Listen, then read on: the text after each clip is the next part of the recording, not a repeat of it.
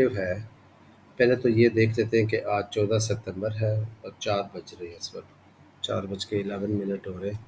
और मेरे पास जो है वो क्या करना है हमने, हम आज आई थिंक 7th डे चल रहा है हमारा उसका, जो क्विक रिवीजन प्रोग्राम का था, यानी 7th क्लास चल रही होगी, जिसमें हमने सिलेबस को क्विक रिवाइज करना था ना 10 दिनों के अंदर।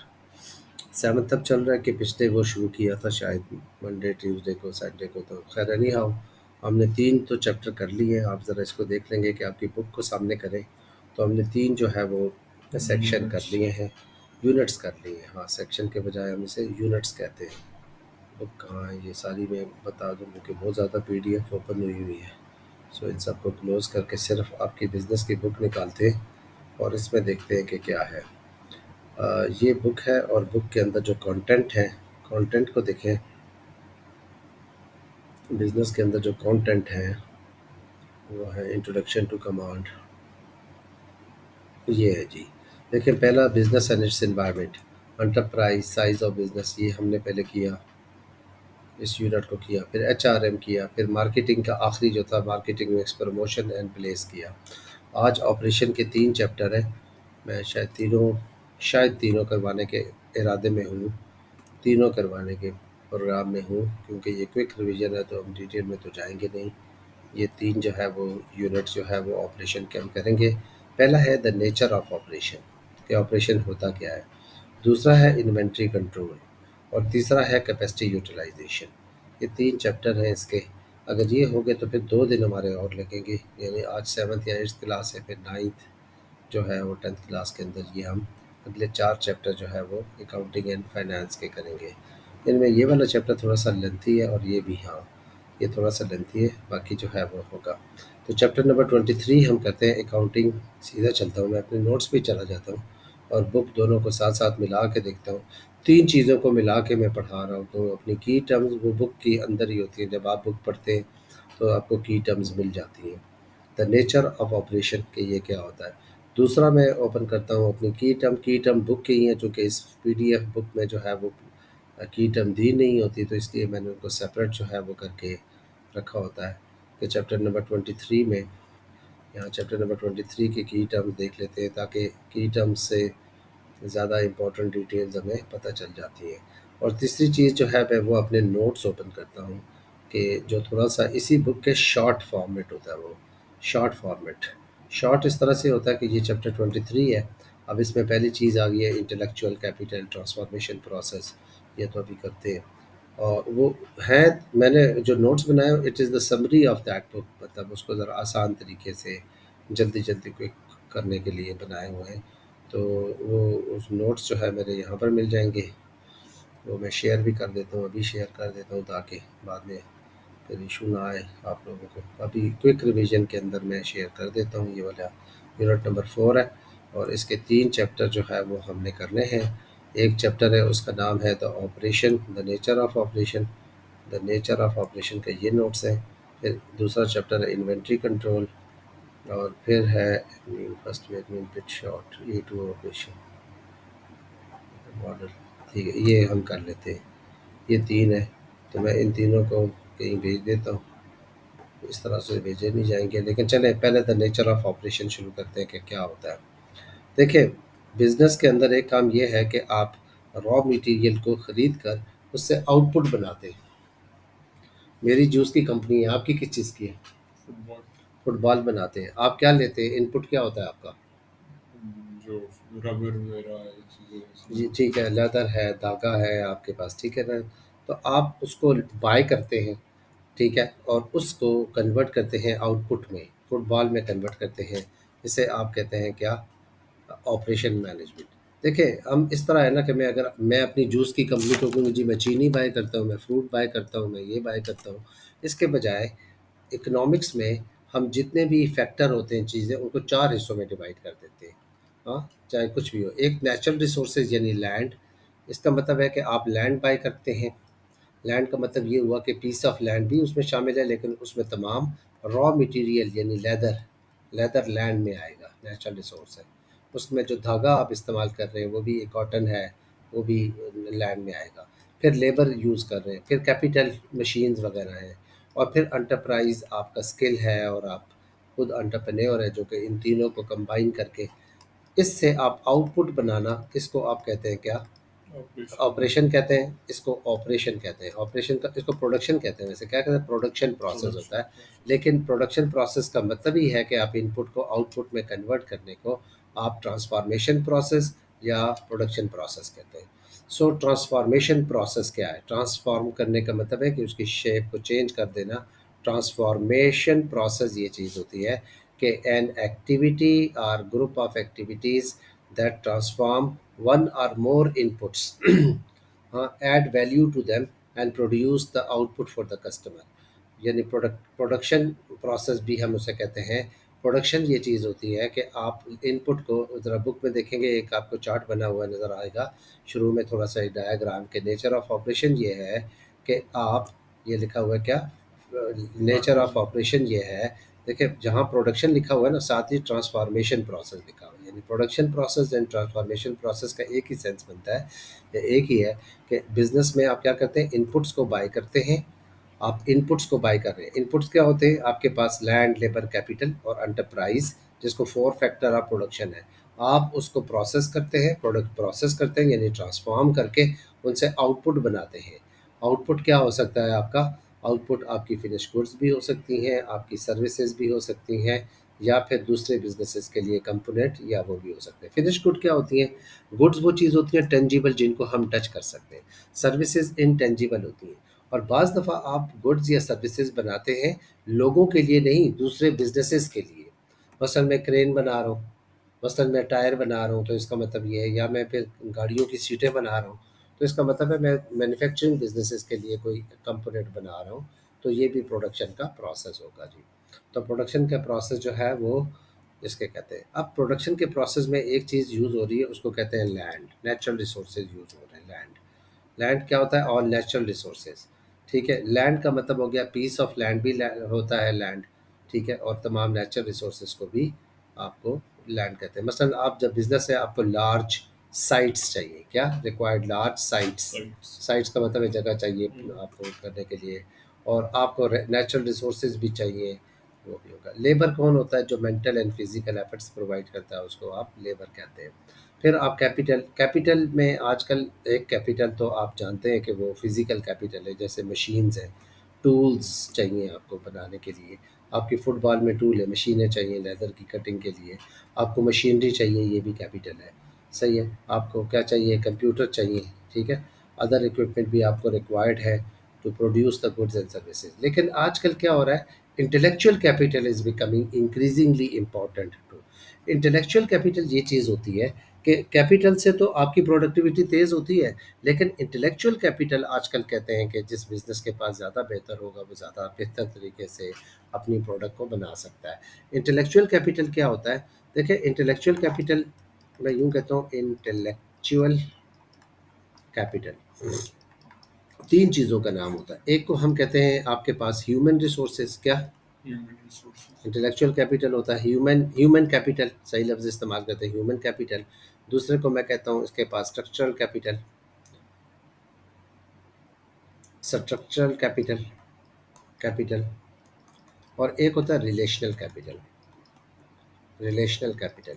यानी आपके पास अगर स्किल्ड लेबर फोर्स है, स्किल्ड ह्यूमन रिसोर्स आपके पास अच्छी है, लॉयल और स्किल्ड लेबर फोर्स है, तो आपको आपका आपको कंपेटिटिव एडवांटेज होगा, आप वो प्रोडक्ट बेहतर बना सकते हैं। ठीक है ना? तो ह्यूमन आपके पास एक कैपिटल। दूसरी चीज़ होती है, उसे कहते हैं हम स्ट्रक्चरल कैपिटल। स्ट्रक्चरल कैपिटल ये है जितना आपको आपके पास अपनी मार्केट के मुतालिक, यानी डेटा बेसिस की बात हो रही है कि आपको जितना अपने डेटा बेसिस और इंफॉर्मेशन सिस्टम आपके पास होंगे, उतना ही आप जो है आपका बिजनेस काम करेगा।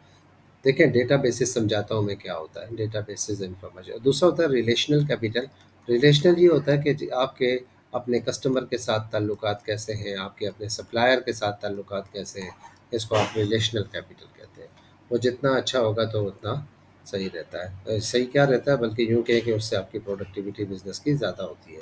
तो मैं इसको यूँ करता हूँ कि 3 हिस्सों में डिवाइड कर रहा हूँ कि intellectual capital, the intangible capital, intangible capital का मतलब है ये मशीनों की तरह नज़र नहीं आता of A business, that includes human capital. सबसे पहली बात है इसके अंदर आप ह्यूमन कैपिटल शामिल कर रहे हैं ना। ह्यूमन कैपिटल जो है वो ये होता है कि आपके पास well trained and skilled employees हों। दूसरा होता है स्ट्रक्चरल कैपिटल। स्ट्रक्चरल कैपिटल ये चीज़ है आपके पास कि आप ना, स्ट्रक्चरल कैपिटल ये चीज़ है कि आपके पास data basis and information system हो। देखिए मैं आपको समझाता हूँ क्या होता है स्ट्रक्चरल कैपिटल या डेटा बेसिस क्या होता है। एंड तीसरी चीज़ होती है रिलेशनल कैपिटल। रिलेशनल कैपिटल ये चीज़ है कि आपके ताल्लुकात बहुत अच्छे हैं अपने किसके साथ, कस्टमर के साथ और सप्लायर के साथ। ठीक है, जब ताल्लुकात अच्छे हों तो उसको आप रिलेशनल कैपिटल का मतलब है। स्ट्रक्चरल कैपिटल ये होता है, देखिए मैं अगर शिफा इंटरनेशनल में जाता हूँ ना, मैं एक डॉक्टर के पास गया शिफा में, उसने मेरा नंबर जो है वो मेडिकल एमआर नंबर कहते हैं, मेडिकल रिकॉर्ड नंबर है, वो अपने कंप्यूटर के ऊपर डाला डॉक्टर ने, और मुझे उसको सब कुछ पता चल गया। इन्फॉर्मेशन हो गई कि ये कब आया था, इसके क्या किन किन डॉक्टरों के पास जाता रहा है, इसका क्या क्या प्रोसेस चलता रहा है, क्या क्या टेस्ट रिपोर्ट्स हैं, क्योंकि वो उस रिकॉर्ड में सब कुछ इन्फॉर्मेशन अवेलेबल थी उसको। इसका मतलब ये है कि उसका टाइम भी बचा और उसको ज़्यादा बेहतर तौर पर वो अच्छा डिसीजन कर सकता था, क्योंकि उसे पता चला कि ये फ़लाँ डॉक्टर के पास भी गया, फ़लाँ डॉक्टर इसकी उसने ये रिपोर्टिंग करवाई थी।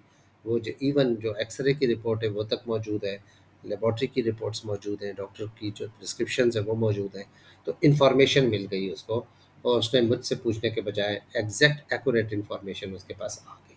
अब उस इन्फॉर्मेशन की बेस पर वो राइट डिसीजन करेगा और मुझे सही तरीके से सर्व कर सकेगा। इसी तरह बिज़नेस को भी अगर राइट इन्फॉर्मेशन हो कि किसके मुतालिक, अपनी मार्केट के मुतालिक बहुत अच्छी राइट इन्फॉर्मेशन हो, और कंपनी के अंदर कितना बाय हुआ, कितना सेल हुआ, कितना वेस्ट हुआ, कितने एम्प्लॉइज़ हैं, क्या-क्या चीज़ चल रही है, क्या अब जितनी इन्फॉर्मेशन अच्छी होगी, उतना ही आपका जो प्रोडक्शन प्रोसेस या ट्रांसफॉर्मेशन प्रोसेस है वो क्या हो जाता है, वो इम्प्रूव हो जाता है। तो आजकल जो है डेटाबेसेस ये है कि आपके पास, बल्कि मैं भी आप लोगों के लिए एक डेटाबेस अभी बना रहा हूँ, शायद आपके अब्बू से मैंने रब्ता किया था, मैंने उनको कहा था कि मेरे लिए बनाएं, कि आपके टेस्ट जो है वो होते हैं और सब रिकॉर्ड होता है, वो बाद में व्हाट्सएप ग्रुप में समझा पता ही नहीं चलता किसका क्या है किसका नहीं है। तो वो एक डेटाबेस पे जो है वो समझ आ जाए, जो ही मैं क्लिक करूँ सारम लिखूँ और पता चले सारम में कितने एवरेज आ गई, क्या आ गई, एक बटन दबाऊँ तो सारे पेरेंट्स को पूरे साल की रिपोर्ट निकल आए। ठीक है जी, इस तरह का मैं चाहता हूँ कि अपने स्कूल सिस्टम, मैनेजमेंट सिस्टम एक बनवाना चाह रहा हूँ, ताकि मैं भी, हम जो पढ़ाते हैं बिज़नेस के भई हमारे पास स्ट्रक्चरल कैपिटल होना चाहिए, तो हम टीचर के पास स्ट्रक्चरल कैपिटल भी नहीं है। बाकी 2 कैपिटल मेरे पास बहुत अच्छे हैं। ह्यूमन मैं खुद बहुत अच्छा हूँ, मैं अच्छा पढ़ा लेता हूँ, ठीक है? और रिलेशन भी मेरे ताल्लुकात अच्छे हैं, आपके साथ भी अच्छे हो जाएँगे कुछ दिन तक। सही है जी। हाँ, वो ताल्लुकात अच्छे हो जाते हैं तो फिर वो आगे बात कर चलती रहती है, यानी आप आगे किसी को कहते हैं फ़लाँ सर हैं तो फ़लाँ है, तो उससे काम चलता रहता है। बट स्ट्रक्चरल कैपिटल की वजह से अभी तक मैं गुज़ारा कर रहा हूँ, व्हाट्सएप से कर रहा हूँ, और अपने ये जो एक्सेल की शीटों में बना-बना के देता हूँ, ये ज़रूरत है मुझे।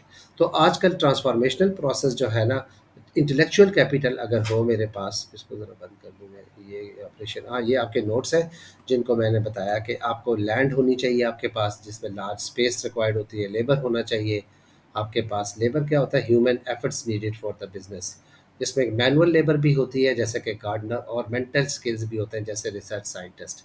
जितना अच्छा होगा उतना बिजनेस ज़्यादा बेहतर तौर पर improve through specific skills. Capital में फिर इंटेलेक्चुअल कैपिटल वगैरह भी बात करें, इंटेलेक्चुअल कैपिटल की मैंने नोट्स के अंदर ही डेफिनेशन लिख दी है, क्योंकि ये बहुत इंपॉर्टेंट था मेरे ख्याल से, तो मैंने इसको साथ ही डाल दिया। और एंटरप्राइज के अंदर रिस्क टेकिंग स्किल्स होता है, जो कि बाकी तमाम फैक्टर ऑफ प्रोडक्शन को कंबाइन करके गुड्स बनाता है। ट्रांसफॉर्मेशन का प्रोसेस ये चीज़ है कि ऐसा method, the method by which business converts factor of production into finish good, it is known as transformation process. ठीक है, इनपुट को लेके आउटपुट बनाते हैं। बेसिकली ट्रांसफॉर्मेशन का प्रोसेस क्या कर रहा होता है, दूसरा टॉपिक, पहला टॉपिक मैंने ख़त्म किया है। सेकंड टॉपिक ये होता है कि ट्रांसफॉर्मेशन का process actually added value, value addition कर रहा होता है। क्या होता है, इंक्रीजिंग द एडेड वैल्यू। देखें, मेरी मेरी जूस की कंपनी है, मैं कितने का लेता हूँ 10 रुपए का या 20 रुपए का फ्रूट ले लेता हूँ, कोई एक, मेरा ख्याल है 1 लीटर में 1.5 या 1 सेब पड़ता होगा। ठीक है, बाकी तो चीनी और फ्लेवर ही होता है।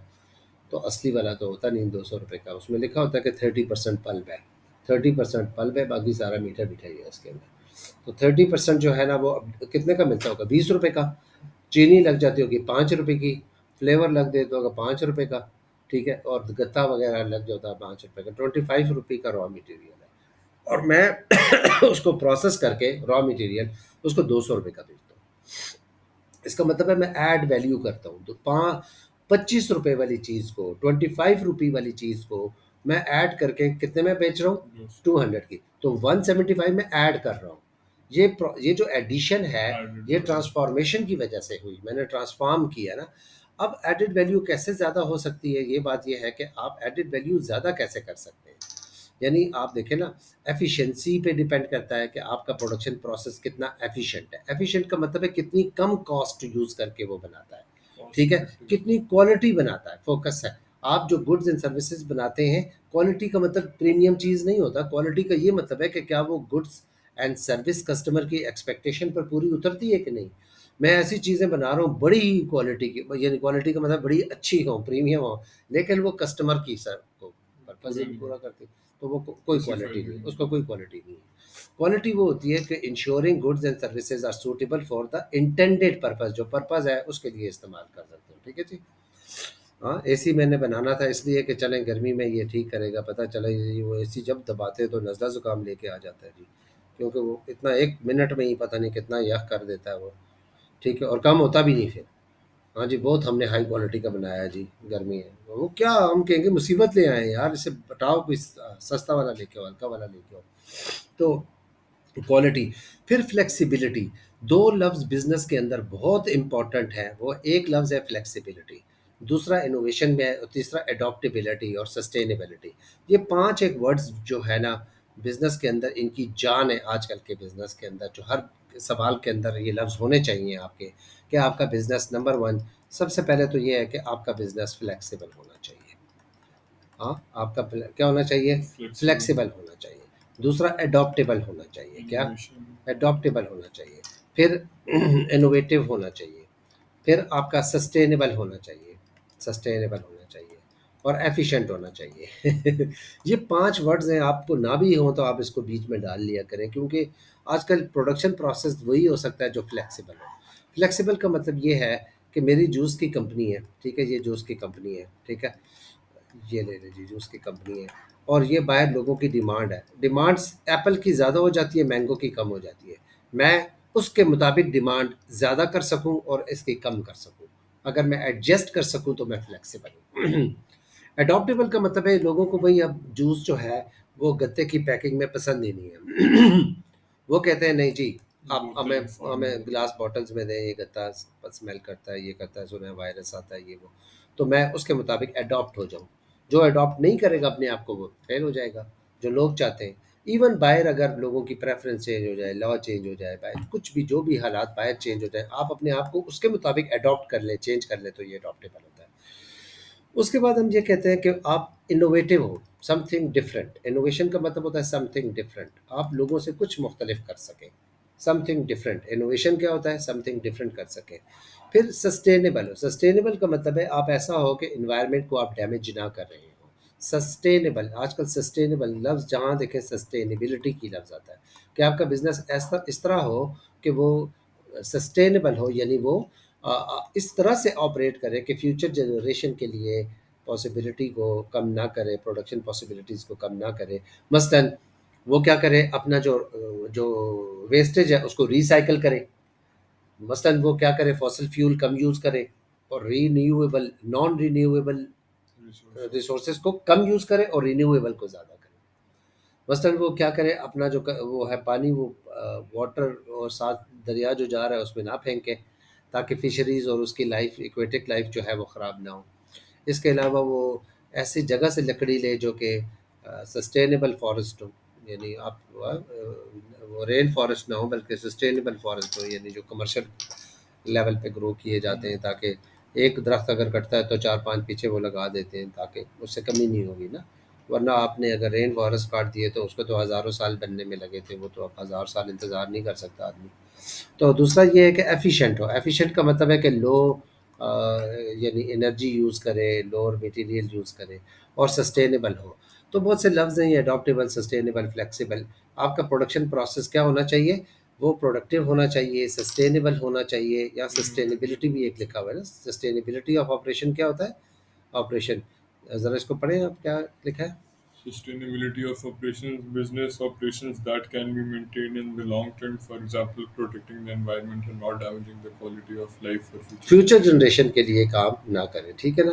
फिर एक लफ्ज़ होता है फ्लेक्सिबल होना। क्या? फ्लेक्सिबल का मतलब क्या होता है? कि जब कस्टमर की डिमांड चेंज हो तो आप भी उसके उसके साथ मुताबिक चेंज हो। एडॉप्टेबल का मतलब है अगर बाहर लोगों की प्रेफरेंस चेंज हो जाती हैं, लॉ चेंज हो जाते हैं, जो बाहर चेंज हो आप उसके मुताबिक चेंज कर सकें। देखें, फ्लेक्सिबिलिटी का ताल्लुक आउटपुट के साथ है, रेंज ऑफ प्रोडक्ट के साथ है। और जो आपके पास एडॉप्टेबिलिटी थोड़ा लॉन्गर टर्म में, बिगर इशू है। सस्टेनेबिलिटी तो ये है कि आपको पता चला कि जी अचानक ही क्या आ गया, एक आंखों की बीमारी आ गई। आंखों की बीमारी आई तो सबको आंखों के वो ड्रॉप चाहिए थे। तो अब जो कंपनियां, ये दो तीन कंपनियां जो ड्रॉप बनाती थी, वो उसकी डिमांड ही नहीं पूरी कर सकी, फ्लेक्सिबल ही नहीं थी। Hmm. क्योंकि वो बाकी उनके पास ऑपरेशन ऐसा था कि बस वो उतनी बैच बना सकती थी, तो उसका मतलब है वो फ्लेक्सिबल नहीं थी। अगर वो फ्लेक्सिबल होती तो उन दिनों वो कितना रेवेन्यू कमा लेती। मार्केट में शॉर्ट थी, कुछ लोगों को नहीं मिल सकी, प्राइस ज़्यादा हो गई, लेकिन कुछ लोग नहीं, बस कोई ऐसे ही नमक पानी से गुजारा करते नहीं। ठीक है? तो इसका मतलब है कि जब डिमांड ज़्यादा हो और आप ज़्यादा कर सकें, इसको फ्लेक्सिबल कहते हैं। एडॉप्टेबल ये है कि लोगों को जी क्या है, लोगों की प्रेफ़रेंस ही चेंज हो गई है। लोग अब कहते हैं आई ड्रॉप नहीं, बस जब आए चश्म तो एक छोटी-सी सर्जरी हो और उससे मेरी जान छूट जाया करे। तो छोटे-छोटे इक्विपमेंट हो, बस उनको यूज़ किया करें। सो एक मिसाल दे रहा हूँ, एक हाइपोथेटिकल सिचुएशन क्रिएट कर रहा हूँ आपके पास, ठीक है? तो ये आपके पास एक कि जब भी प्रोडक्शन प्रोसेस हो, बुक के अंदर देखें ये सारी बातें छोटी-छोटी करके लिखी हुई हैं और वो प्रोडक्शन के अंदर लिखी हुई हैं। क्या? कि प्रोडक्शन प्रोसेस क्या हो? एक तो ट्रांसफॉर्मेशनल प्रोसेस जो होता है, वो कैपिटल वर्सेस लेबर इंटेंसिव भी हो सकता है, लेकिन इसमें एक और बात लिखी हुई है कि वो सस्टेनेबल हो, एडॉप्टेबल हो, ये सारी चीज़ें। दूसरी बात ये जो मैं कर रहा हूँ इसमें, वो ये कर रहा हूँ कि ये बताएँ कि आप एडेड वैल्यू को कैसे ज़्यादा कर सकते हैं? सेकंड क्वेश्चन है how a business can increase the added value. तो उसमें कुछ तरीके तो इस तरह के हैं, जो बुक में भी लिखे हुए हैं कि बिज़नेस सबसे पहले अपने प्रोडक्ट को एफ़िशिएंट बनाए, लो कॉस्ट पे बनाए, क्वालिटी इम्प्रूव करे, यानी वो चीज़ बनाए जो लोगों को चाहिए, फ्लेक्सिबिलिटी एंड इनोवेटिव हो जाए, जिसके लिए इतनी लंबी बात की मैंने, वो ये था। साथ ही ये है कि तो एडेड वैल्यू जो है वो बहुत से फैक्टर्स पे डिपेंड करती है। मसलन डिज़ाइन अगर ज़्यादा होगा तो आप ज़्यादा प्राइस चार्ज कर सकेंगे। आपका अगर प्रोडक्शन एफिशिएंट होगा तो आप लो कॉस्ट पे बना सकेंगे, जिससे लो पर यूनिट कॉस्ट आएगी तो आपकी एडेड वैल्यू ज़्यादा हो जाएगी। और फिर ये होगा कि आपका ब्रांड इमेज कितना जो है वो इम्प्रूव्ड है। अगर आपका ब्रांड इमेज ज़्यादा बेहतर है तो आप ज़्यादा प्राइस चार्ज कर सकेंगे। अब तक के 2 टॉपिक हो गए। तीसरा टॉपिक वही बात है कि efficiency, effectiveness, productivity, Productivity, sustainability. Sustainability. Productivity क्या होता है? जब प्रोडक्टिविटी हमें समझ आ जाएगी तो हमें एफिशिएंसी भी समझ आ जाएगी। प्रोडक्टिविटी ये होता है कि आपका एक लेबर कितने आवर में कितनी आउटपुट बनाता है। मैं इसकी बात कर रहा हूँ क्या? Sustainability. सस्टेनेबिलिटी, सस्टेनेबिलिटी ये होता है, नहीं प्रोडक्टिविटी, सॉरी मैं बता रहा हूँ। प्रोडक्टिविटी, प्रोडक्टिविटी ये होता है कितना आउटपुट बिजनेस में बनता है over number of units, number of labour. क्या? कितना output number of labour. Over number मसलन ऑफ दो लेबर. बिजनेस है यहाँ पर। एक बिजनेस है जी कितना, ये एक बिजनेस ए है, ठीक है? ये बिजनेस बी है जी। बिजनेस ए 6,000 यूनिट बनाता है, क्या चीज़ बनाता है? 6,000 लेट सपोज के वो क्या बनाता है, चेयर्स बनाता है, ठीक है? फर्नीचर का बिजनेस है और वहाँ पे 30 एम्प्लॉयज़ है साल में। और दूसरा बिजनेस है वो 20,000 चेयर बनाता है और वहाँ पे 50 लेबर है। अब देखें क्या पता चलता है कौन सा ज़्यादा प्रोडक्टिव है। नीचे आप वाला. ये ऊपर क्या लिखा हुआ है, ये आउटपुट है। आउटपुट का मतलब कितनी चीज़ें बनाई, ये क्या है? Number of labour. Number of labour आप इसको इससे डिवाइड कर लें 6 2, तो इसका मतलब है हर लेबर ने एक 200. साल में 200 चेयर्स बनाई है। यहाँ पर क्या किया है, यहाँ से काट लें, 4 5 4 20, यहाँ हर लेबर ने अच्छा. साल में 400 कुर्सियाँ बनाई हैं। तो इसका मतलब है कि प्रोडक्ट ये वाला ज़्यादा एफिशिएंट है, जिसकी प्रोडक्टिविटी ज़्यादा होती है वो ज़्यादा एफिशिएंट होता है, ठीक है? एफिशिएंसी भी होनी चाहिए कि कम लेबर यूज़ करके कम मटेरियल बनाकर अगर आप ज़्यादा बना लें तो उसको आप प्रोडक्टिविटी या एफिशिएंसी कहते हैं। सही है जी। देखें, प्रोडक्टिविटी को मेजर करने के लिए लेबर की प्रोडक्टिविटी ऊपर लिखते हैं, आउटपुट को ऊपर, और नीचे नंबर ऑफ लेबर लिखते हैं और मल्टीप्लाई कर लेते हैं 100 के साथ, या 100 के साथ मल्टीप्लाई करें तो परसेंट पे आ जाएगा, वैसे भी पता चल जाएगा। कैसे आप प्रोडक्टिविटी को इंक्रीज कर सकते हैं बिजनेस के अंदर? स्ट्रेटजीज टू रेजिंग प्रोडक्टिविटी, आप एम्प्लॉई को क्या करें, बेहतर इम्प्रूव ट्रेनिंग में। इम्प्रूव द ट्रेनिंग उसको दें ज़्यादा, तो वो क्या करेगा, वक्त ज़ाया नहीं करेगा, उससे आपकी कॉस्ट कम होगी। सही है, लेकिन प्रॉब्लम ये है कि साथ वो छोड़ के भी जा सकता है, स्किल्ड वर्कर लीविंग। जहाँ फ़ायदा होगा कि जब आप उसको ट्रेनिंग देंगे उसके स्किल्स बढ़ेंगे, साथ ही उसकी प्रोडक्टिविटी इंक्रीज़ होगी, यानी वो उसी वक्त में ज़्यादा चीज़ें बनाएगा। लेकिन पास ये है कि उस पे खर्चा भी बहुत आएगा, उस पे टाइम भी बहुत लगेगा, जिन दिन उसको ट्रेनिंग दे रहे होंगे वो प्रोडक्शन भी नहीं कर रहा होगा। लेकिन रिस्क ये है कि अनस्किल्ड लेबर जो है, स्किल्ड बनाएंगे तो साथ छोड़ के दूसरी कंपनी में चला जाएगा। दूसरा ये है कि आप वर्कर को मोटिवेट ज़्यादा करें। ठीक है, मोटिवेट का मतलब उसको इनकरेज करें, आपके क्या, उसको आप इनकरेज करें कि क्या जो है वो इसमें अब मुझसे ये होगा भी नहीं ना। मैं ज़रा इसे, जी जल्दी, जी जी, अच्छा, इस वक्त ये है ना कि ये improved worker motivation, purchase technology या एडवांस इक्विपमेंट, ठीक है ना। परचेज टेक्नोलॉजीज, आप अगर इक्विपमेंट जो है वो टेक्नोलॉजी जो है वो यूज़ करेंगे, purchase technology and advance equipment, तो इंक्रीज आउटपुट। आप देखें ना, अब पाकिस्तान में गाड़ियाँ बनती हैं मैनुअल, और आपको अगर दूसरा कोई यहाँ पर एक अगर हम देखें जो होता है वो बनाने वाला कारखाना साहब, तो उसमें तो बंदा ही नज़र नहीं आता। BMW गाड़ी जहाँ बनती है वहाँ पर हमने देखा कि वहाँ पर तो मशीनरी वगैरह सब सारी कुछ होती वो है। चल रहा होता है। मतलब हम देखें ना कि हम कह रहे हैं कि BMW कार मैन्युफैक्चरिंग वीडियो, मैं ज़रा जल्दी से देख लेते हैं कि अब ये एक देखें गाड़ी बन रही है BMW, हमने तो इस कार मैन्युफैक्चरिंग में देखा है कि बंदा खड़ा ही नहीं हुआ। हम तो इसका ये है कि आपकी प्रोडक्टिविटी तब है, आप सोच रहे होंगे कि वो कितना जो है ना, ये देखें कार बन रही है और बंदा आपके सामने खड़ा ही नहीं है, एक बंदा भी हमें नजर नहीं है। Everything is done by robotics and machine से काम है, ठीक है ना। इससे भी आपकी प्रोडक्टिविटी क्या होती है, ज़्यादा हो जाती है। इंक्रीज। सही है, इससे भी प्रोडक्टिविटी इम्प्रूव होती है। अब हम यूँ करते हैं कि और कैसे होगा, आप मोटिवेशन कर लें, आप अपनी टेक्नोलॉजी ये लेके आ जाएं, लेकिन इससे फिर वो अनएम्प्लॉयमेंट वगैरह नहीं होता फिर। बिल्कुल हो जाएगा। हाई कॉस्ट आती है, इस टेक्नोलॉजी को आप लेंगे तो बहुत महंगा है, इट इज़ नॉट ईजी, ये नुकसान भी है। नीड फॉर रीट्रेनिंग, आपने अपने एम्प्लॉय को ट्रेनिंग देनी है, इंजीनियर्स को। और फियर ऑफ जॉब लॉसेस को लोग, जॉब लॉसेस ये है कि आपको निकालने पड़ेंगे लोग, तो फिर वो खड़े हो जाएंगे और कहेंगे ठीक है निकालते तो हो, पर निकालने के लिए पैसे भी दो ना हमें। जाते वक्त 1 करोड़ रुपया दो, 40 लाख, तो आप कहेंगे यार 60 लोगों को निकालेंगे तो बहुत पैसे लगेंगे, तुम इधर ही बैठ जाओ यार, छोड़ो मशीनों को, हाथ से ही काम करते हैं। ऐसा हो सकता है। इन और उसे कहते हैं रिडंडेंसी पेमेंट, लॉ है कि आप किसी हाँ। को निकालने से पहले रिडंडेंसी पेमेंट देते हैं। फिर ये है कि आप अपने जो जो प्रोसेस है उसको एफिशिएंट कर लें, क्या, मोर एफिशिएंट एफिशिएंट। मैनेजमेंट, यानी inefficient management can reduce overall productivity. Productivity. आप inefficient management can reduce productivity को कम कर देता है ना, ओवरऑल रिड्यूस कर देता है अगर इनएफिशिएंट हो।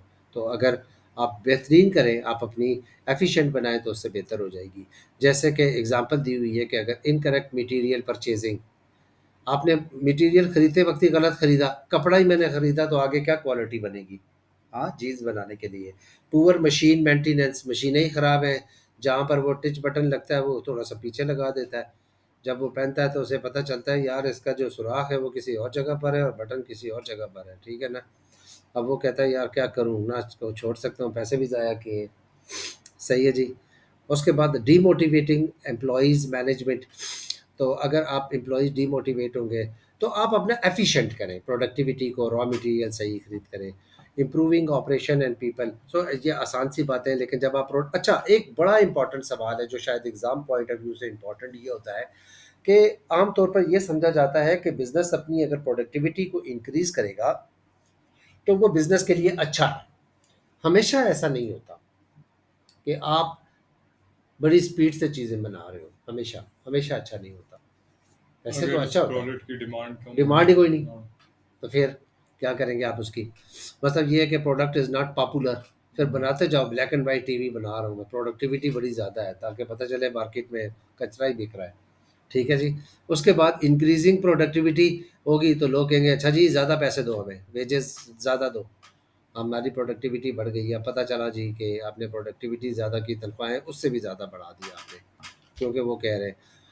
और फिर वर्कर्स जो है वो क्या कहते हैं, उनको जॉब लॉस का फियर होता है। क्या होता है? फियर ऑफ जॉब लॉसेस, के भाई अब पहले जो 10 लेबर मिल के काम करते थे, अब प्रोडक्टिविटी बढ़ी है तो आपको 5 चाहिए, तो अब लेबर को पहले ही पता चल जाता है 5 निकालने पड़ेंगे, क्योंकि अब प्रोडक्टिविटी ज़्यादा हो गई है ना, तो 5 निकालने पड़ेंगे। इससे क्या हो जाता है? लेबर बड़ा खुश होता है, फियर होता है फियर जॉब होगा लॉस। उसको। और productivity improve when manager listen to the team, productivity तभी आपकी हो सकती है जब मैनेजर उनसे पूछ कर करे, हाँ, listen to their team, otherwise it might not be accepted और सक्सेसफुल, फिर प्रोडक्टिविटी का फ़ायदा नहीं होगा। अच्छा, ये एक बात होगी। एक और चीज़ है, उसे कहते हैं एफिशिएंसी एंड इफेक्टिवनेस। दो बड़ी इंपॉर्टेंट टर्म्स हैं। एक चीज़ होती है एफिशिएंसी। एफिशिएंसी को डिफाइन क्यों करते हैं, ज़रा बुक में मैं की डेफिनेशन दिखाता हूँ। एफिशिएंसी का मतलब है कि आप तेज़ी से प्रोडक्टिविटी कर रहे हैं, तेज़ बना रहे हैं। एफिशिएंसी को यहाँ लिखा हुआ है प्रोड्यूसिंग, यहाँ लिखा हुआ है, देखना क्या लिखा हुआ है प्रोडक्टिविटी एफिशिएंट को, यहाँ लिखा हुआ है Producing output at producing the highest output at ratio the of output highest to ratio of output to input, but speed से बनाएं, कम रिसोर्सेज लगाकर, कम वक्त लगाकर, कम लेबर लगाकर आप अगर चीज़ बना रहे हो तो इसे एफिशिएंसी कहते हैं। क्या प्रोडक्ट एफिशिएंसी हमेशा अच्छी होती है? देखें, एफिशिएंसी और इफेक्टिवनेस में फ़र्क है। एफिशिएंसी और इफेक्टिवनेस में effectiveness. फ़र्क है।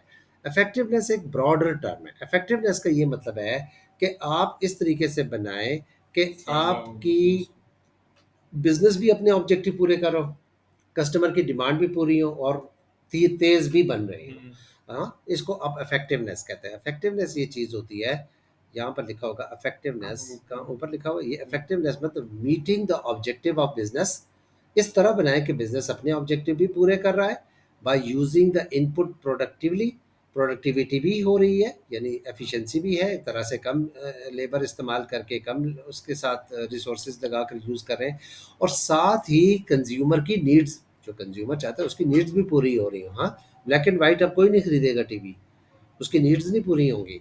तीनों चीज़ें हों, तीनों चीज़ें, तो ये इफेक्टिव होती हैं। तो आप ऐसी चीज़ बनाएं जो कस्टमर की नीड्स को पूरा कर रहा हो और बिजनेस को भी पूरा करो, वो इफेक्टिव होगी। और एफिशिएंट ये होता है तेज़ बनाना, जो आउटपुट ज़्यादा आउटपुट बना रहे हैं, कम इनपुट लगा कर, ये एफिशिएंसी होती है। तो आजकल के ज़माने में ये जो चीज़ें हैं, ये एफिशिएंसी की बात की, एफिशिएंसी और इफेक्टिवनेस का। इफेक्टिवनेस होता है focuses on meeting customer need, जो कस्टमर कहता है उस पे बनाएं। ठीक है। Indicate if objective beyond efficient operation are met, like profitable customer satisfaction. ठीक है ना? तो उसके बाद फिर एक चीज़ है कि एफिशिएंसी और इफेक्टिवनेस के बारे के बाद एक नया बहुत इंपॉर्टेंट टॉपिक है, कोई बहुत ही इंपॉर्टेंट टॉपिक है, उसको कहते हैं सस्टेनेबिलिटी इन ऑपरेशन। क्या? sustainability and operations. आप इस तरीके से आप अपना ऑपरेशन करें कि फ्यूचर जनरेशन के लिए आप हार्म ना करें। मसलन क्या है? Sustainability of operation means that business operation that can be maintain in the long run, बहुत अरसे तक बिजनेस चलते रहे। For example protecting the environment and not damaging the quality of life for future generation. ठीक है, future generation के लिए quality आप ना चेंज कर रहे हो। जैसे क्या? पॉल्यूशन और क्लाइमेट चेंज इसका। अच्छा, कैसे आप ऐसा कर सकते हैं? कुछ तरीके हैं। आप reducing energy use and carbon emission, Renewable resources use क्या करें। करें आप? बिल्कुल रिन्यूएबल करें, ग्रीन हाउस गैसेस को कम कंज्यूम करें। ठीक है ना? आपकी फैक्ट्री से जो पॉल्यूशन होती है वो तो इतनी ज़्यादा होती है कि पूरे इस्लामाबाद ही एक ही कंपनी से मेरा ख्याल से बादलों में लपेट में आ जाए, इतनी ज़्यादा पॉल्यूशन जो है कंपनियां क्रिएट करती हैं। ठीक है ना? मतलब आप सीमेंट फैक्ट्री को देख लें या आयरन बनाने वाली कंपनी को देखें, वो बहुत ज़्यादा पॉल्यूशंस करती हैं। ठीक है। पॉल्यूटिंग फर्म्स का थोड़ा सा एक एग्जांपल देखते हैं कि हाउ पॉल्यूटिंग फर्म्स जो है वो काम करती है। ठीक है ना? एक तो हमारे पास कंप्यूटर, इस मीन्स के आज का दौर, वो सख्त स्पीड चाहिए हमें, कंप्यूटर की स्पीड, प्रोसेसिंग चाहिए, इंटरनेट की स्पीड चाहिए, तभी हम मॉडर्न तरीक़ों से पढ़ सकते हैं। ठीक है ना? अब ये देखें आहिस्ता-आहिस्ता यूट्यूब घूम रहा है, कोई मज़े कर रहा है। हमें चाहिए, हम बताते हैं पॉल्यूटिंग, पॉल्यूटिंग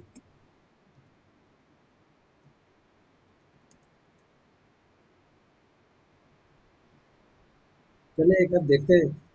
देखिए फर्म जब पॉल्यूशन करती है ना तो वो कोई इस तरह नहीं, ये देखें अब पूरा पूरा इलाका इनकी पॉल्यूशन की वजह से जो है वो हो जाता है।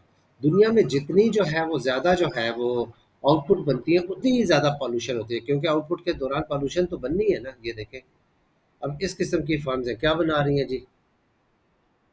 अब इसका मतलब ये हुआ कि ये अगर हवा का रुख इस्लामाबाद की तरफ हो तो आपके घर के अंदर भी जो है वो ये होंगी, ये चल रही होंगी। अब ये तो सफ़ेद छोड़िए, कुछ तो काले भूत भी बनाती है बंदे को। सफ़ेद भूत तो आप देखे ही होंगे, काले भूतों में ये देखें कितनी पॉल्यूशन है इनका दुनिया की, ठीक है ना।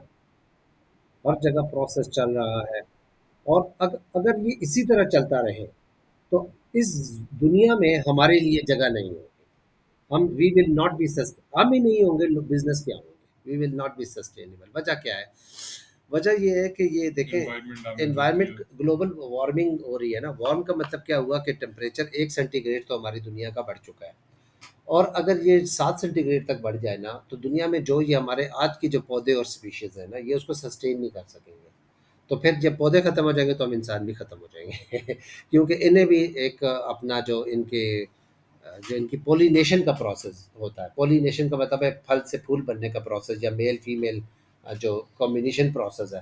हाँ, जिसमें कि एक वो मेल अपना वो फेंक रहा है, वो बेचारा उस गर्मी में मेल भी ख़त्म हो जाएगा, उसका उसके पार्ट भी ख़त्म हो जाएंगे तो वो फिर फीमेल तक पहुँचते पहुँचते तो उसी से ही तो फल से यानी फूल से फल बनता है, वो प्रोसेस भी नहीं होगा।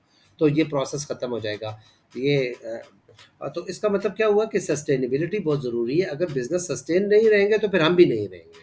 इसलिए आपकी किताबों में डाल दिया है कि देखो यार आप बिज़नेस पढ़ रहे हो, सस्टेनेबल होना है यानी प्रोटेक्टिंग द एनवायरनमेंट। मैं कह रहा हूँ कि एनवायरनमेंट को प्रोटेक्ट करना है आपने, and not damaging the quality of life. वो ना करें, फॉर फ्यूचर जनरेशन के लिए मत ख़राब करो, क्योंकि ये बहुत इंपॉर्टेंट है। और इसका तरीका क्या होगा? इसका ये होता है ना कि आपका minimising the use of non biodegradable material. ऐसा मटेरियल यूज़ करें जो एक होता है ना बायोडिग्रेडेबल मटेरियल। अब मैं अगर गत्ते के मुझे देखे ना, मैं चाय का कप देते हैं मुझे तो मैं आजकल वो गत्ते में दे रहे हैं तो वो कुछ दिनों बाद किसी भी जगह फेंके मट्टी में मट्टी बन जाएगा, गायब हो जाएगा। हाँ, वो डेफिनेटली ख़त्म हो जाएगा, बैक्टीरिया डिकम्पोज कर देंगे, डिग्रेडेबल होता है वो। लेकिन अगर प्लास्टिक का कप दें वो 50 साल पड़ा रहेगा उधर, उसमें कोई भी डिग्रेडेबल नहीं होना। तो वो कह रहे हैं आप नॉन बायोडिग्रेडेबल मटेरियल ना यूज़ करो, जैसे कि स्पेशली प्लास्टिक, ताकि एनवायरनमेंट ख़राब ना हो। फिर ये है रिसाइकल्ड मटेरियल। आप अपनी कंपनी में जो प्रोसेस होता है उसको रिसाइकल कर लें। रिसाइकल कचरा है। अब आप देखेंगे वो एक कंपनी है वो बनाती थी, क्या नाम है उसका, जब कपड़ा काटता है यानी जे डॉट वाला एग्जांपल देते हो, पता नहीं ये करता है कि नहीं करता। अब कपड़ा जब कटता है साथ पे कितना कतरन बच जाता है, बहुत सा कपड़ा बच जाता है, उसको उठा के आप फेंक दें या उसको आग लगा लें या वो, उसके बजाय साथ ही रिसाइकल कर लें उसको। अब उसको एक और मशीन 2-3 से गुज़ारते हैं, पता है दोबारा रुई बन जाती है उसकी, और वो सराहनों में ब भर रहे हैं और तकिए भी बिक रहे हैं, और पता चल रहा है जी दो डबल फ़ायदे। उन्हें यार मुझे पहले पता होता यार, मैं तो पहले भी ये तकिए-शकिए बेचता, अब तो पता है। उसने कहता है और यार हम तो दिल करता है एक तकिए ही बेचिए करीब। हाँ, वही बेचते हैं, हम छोड़ दें कपड़े-शपड़े बेचने को। वेस्ट ज़्यादा इम्पोर्टेंट है। तो आपको फ़ायदा होता है लॉन्ग रन में, आपको जब आप रिसाइकिल रिसाइकिल का करते फायदा। हैं तो उसका भी फ़ायदा होता है, रिसाइकिल मतलब। और मैन्युफैक्चरिंग जब भी आप प्रोडक्ट बनाएं तो वो ऐसी प्रोडक्ट बनाएं कि जो वो प्रोडक्ट भी रिसाइकल हो सकती है, मतलब रिड्यूसिंग वेस्ट एंड कंजर्विंग। तो उसका फ़ायदा क्या होगा? उसकी वजह से आपका अच्छा फ़ायदा क्या है? शुरू में तो नुकसान है भाई, कॉस्ट आएगी बहुत ज़्यादा। लेकिन लॉन्ग रन में आपको फ़ायदा ये है कि अगर आप सस्टेनेबल होंगे तो आपकी इन्हांस रेपुटेशन होगी। आपसे कौन अट्रैक्टिवनेस ऑफ ऐसे कस्टमर मिलेंगे जो एनवायरनमेंट के मुतालिक फ़िक्रमंद होते हैं। हाँ, अवेयर कस्टमर आपसे ख़रीदेंगे। आपको अवेयर एम्प्लॉई भी ऐसी जगह काम करने में खुश होंगे जो इदारा एथिकल होता है। फिर आपको इन्वेस्टर्स भी ऐसे मिलेंगे जो एथिकल कंसिडर करते हैं। और मैं encourage groups to become involve. Company के अंदर आपको फ्री मीडिया पब्लिसिटी मिल जाएगी। हाँ, मीडिया मिल जाएगा। आपको गवर्नमेंट की तरफ से कब लॉ पेनल्टीज़ नहीं फेस करने पड़ेंगी बल्कि सपोर्ट मिलेगी। लेकिन नुकसान क्या है? आपकी कॉस्ट बढ़ सकती है जब आप एनवायरनमेंट सस्टेनेबल होते हैं। और फिर ये है कि आपको बहुत पहले से प्लान करना पड़ता है। फौरी तौर पर तो आप कर नहीं सकते। मतलब change will need to be planned in advance. For example employ will need training to explain why certain changes like not offering plastic bags are being made। आपको बहुत पहले से 4 साल पहले बता दें जी बैग ख़त्म हो जाएंगे, ये जो कप आपको मिलेंगे गत्ते वाले मिलेंगे। आप लोग, क्योंकि प्लास्टिक तो अब हमारा ज़िंदगी का हिस्सा है ना, देखें ना, हर चीज़ ही में प्लास्टिक शामिल हुआ हुआ है। अब मोबाइल को प्रोटेक्ट करना है प्लास्टिक, ठीक है जी। अब ये प्लास्टिक का बैग है, इससे भी प्रॉब्लम जो है वो होता है। सो आगे एक नया टॉपिक हम शुरू करते हैं, उसका नाम है labour intensive versus capital intensive operation. देखें लेबर इंटेंसिव, ये शायद कोई आसान सी बात है, ठीक है ना। उसमें यूँ कहते हैं ना कि ठीक है, आज जो है ना वो लेबर इंटेंसिव, लेबर इंटेंसिव और कैपिटल इंटेंसिव ऑपरेशन क्या होता है। Labour intensive versus capital intensive operation ये चीज़ है कि आपके पास लेबर इंटेंसिव में अगर कोई प्रोडक्ट ज़्यादा लेबर को यूज़ करके बनता है, when more proportion of labor input is used than the machines। Furniture हमारे यहाँ लेबर इंटेंसिव बनता है।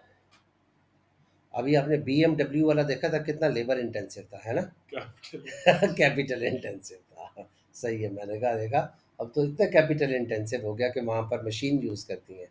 तो ये भी लेबर इंटेंसिव का मतलब है यूजेस मोर लेबर देन कैपिटल, तो वो लेबर इंटेंसिव होता है। और कैपिटल का मतलब uses more capital than the labour, तो उसे आप वो कहते हैं। सही है जी। एक ऑयल सवाल, एंड अगर एक चीज हम मशीन से बना रहे हैं और वही चीज लेबर से बनाएंगे तो गैस, ज्यादा महंगी क्या बिकेगी?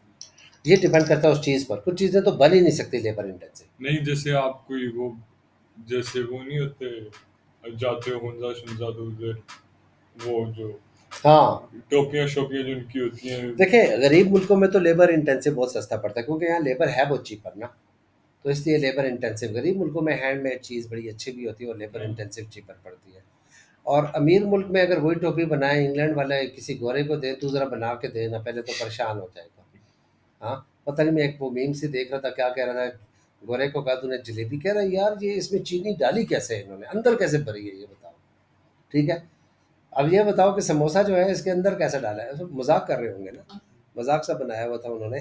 तो ये गरीब मुल्क में तो आप अगर labour intensive is better because labour is cheaper, labour is abundant.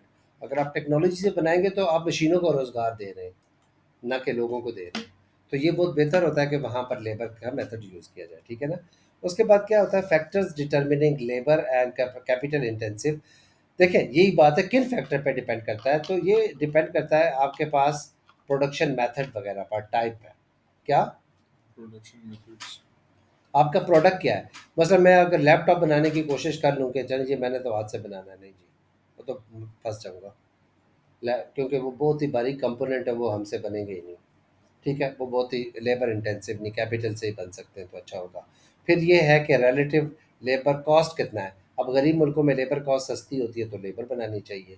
फिर बिजनेस का साइज़ कितना है। अगर मैंने पूरे पाकिस्तान को चीज़ें प्रोवाइड करनी है, पूरी दुनिया को प्रोवाइड करनी है, तो हाथों से तो मैं बना ही नहीं सकता। फिर मार्केट ही इतनी बड़ी है, लार्जर बिजनेसेस, तो उसको फिर आपको कैपिटल इंटेंसिव बनाना पड़ेगा, ठीक है। और अगर आप देखें ना लेवल ऑफ पर्सनल सर्विसेज, बाज़ दफ़ा आपको कुछ ऐसे बिजनेस हैं जो कि आपने खुद एज ए पर्सन करने होते हैं। क्या करना होता है, एज ए पर्सन, क्या मतलब एज ए पर्सन, जो आपको खुद करना पड़ेगा, सर्विस को हाँ प्रोवाइड उसको करनी खुद करना पड़ेगी। पड़ेगा, ठीक है ना जी। एज ए पर्सन आपको करना पड़ेगा, सही है जी। तो सर्विस रिक्वायर्ड फॉर पर्सन, ये करना पड़ेगा, ठीक है जी। तो अब आपको समझ आ रही है बात। हम्म। हम्म, और उसके बाद कस्टमर नीड भी बाज़ दफ़ा होती है। सम टाइम लोग जो है वो वैल्यू करते हैं हैंडमेड चीज़ को बजाय कैपिटल मेड के। जैसे हैंडमेड ड्रेसेस होते हैं और इस तरह के शादी के कपड़े जो है ना वो मशीनों में नहीं बनते, वो कहते हैं जी पर्सनल हमारे डिज़ाइन के मुताबिक बनाएं, ठीक है। घर बनाने हो तो मशीनें और रोबोट क्या बनाएंगे, आपको अपनी मर्ज़ी से घर बनाना चाहते हैं तो वो बना, लेबर मशीनें तो इंटेंसिव। बनाती हैं, लेकिन आप उसको पर्सनलाइज पर्सनल सर्विसेज।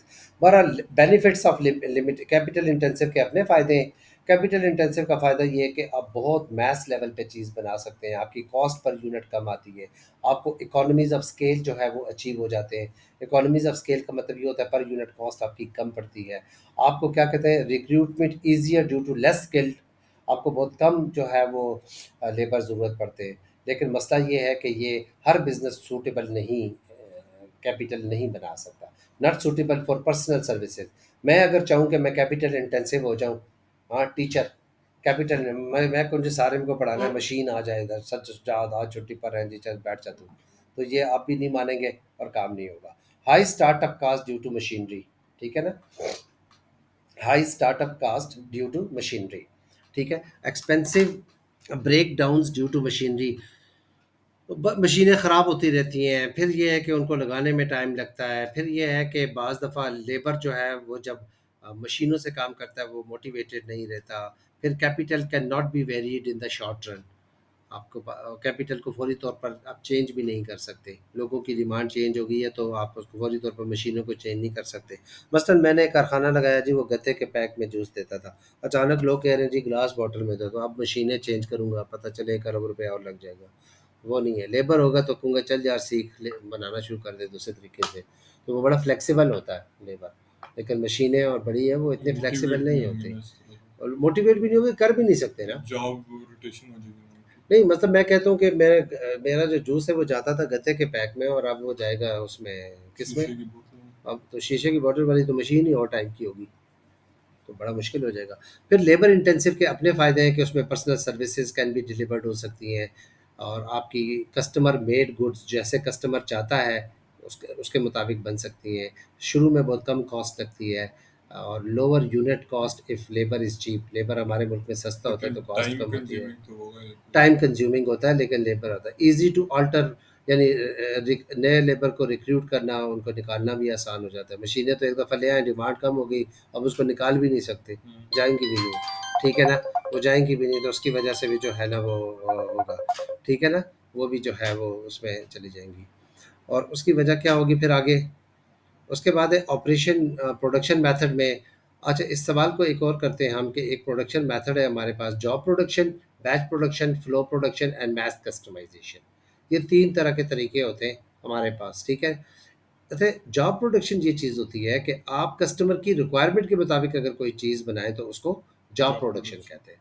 अच्छा, बैच प्रोडक्शन ये होती है कस्टमर की रिक्वायरमेंट के मुताबिक बनाएँ, मतलब normally used for one of item, मसलन कैसे, अब एक गाड़ी है ऑस्टन मार्टिन, वो जो नहीं होती रोल्स रॉयस कहते हैं ना उसको, हाँ वो वो तो अब हैंडमेड बनती है। हैंडमेड होती सारी। आप दर्जी के पास जाएं वो आपकी मर्जी के मुताबिक कपड़े बना के दे देगा, आप फर्नीचर बनाना चाहें, आप अपना घर बनाना चाहें तो वो जॉब प्रोडक्शन होती है, उसके अपने एडवांटेज और डिसएडवांटेज हैं। फिर एक होती है बैच प्रोडक्शन। बैच प्रोडक्शन ये होता है कि आप limited number of identical product बनाते हैं।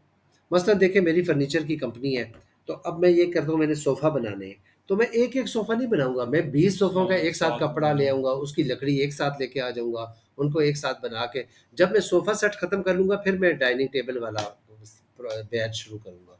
तो मैं बैच बाय बैच बनाता हूँ, लिमिटेड नंबर को एक साथ। समोसे वाला भी यही करता है कि वो एक एक समोसे का सामान ला के गूंद के उसमें समोसा भर के वो आलू भर के और फिर नहीं बनाता, वो एक सारे साथ ही साथ के लेके साथ लगा बनाना। कर एक बैच में बनाता है। तो उसको कहते हैं, क्या कहते हैं, group of identical involve the production of identical product in groups, every unit in the batch goes through each production हो सकती है, ठीक है। फिर एक चीज़ होती है फ्लो प्रोडक्शन। क्या फ्लो प्रोडक्शन होती है? फ्लो प्रोडक्शन ये चीज़ होती है कि फ्लो प्रोडक्शन ये चीज़ होती है कि आप फ्लो, ये जो आपने अभी गाड़ियों वाला सिलसिला देखा था ना, ये फ्लो प्रोडक्शन है। बल्कि फ्लो प्रोडक्शन को मैं कैसे बताऊं, जिस ना फ्लो प्रोडक्शन इस तरह की होती है फ्लो, मतलब जैसे टूथपेस्ट की कंपनी है तो सारे उसके जो सारे ना, फ्लो का मतलब है कैप जिस तरह लगाना उसके पानी ऊपर। नहीं हाँ। तेजी से जा रहा, जब जैसे पानी से जा रहा है ना, तो इसी तरीके से प्रोडक्ट भी पानी की तरह बन रहे हैं, फ्लो हो रहे हैं, बह रहे हैं जी, पता नहीं किस स्पीड से वो बन रहे हैं।